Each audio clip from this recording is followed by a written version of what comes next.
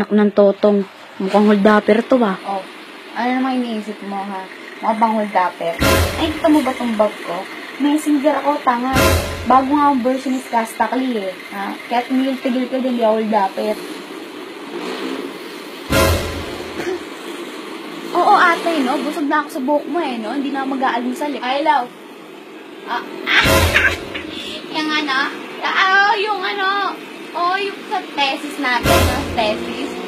Oo, mahirap na eh, yung pagde-defend. No, yung pag-ganyan siya, illegal. Hoy!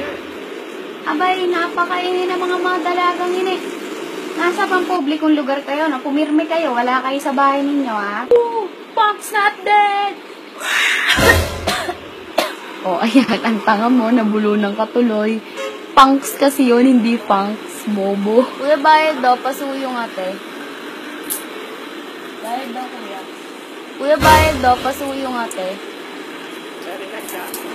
Bayad daw ulit, kuya. Kuya, bayad daw, pasuyong ate.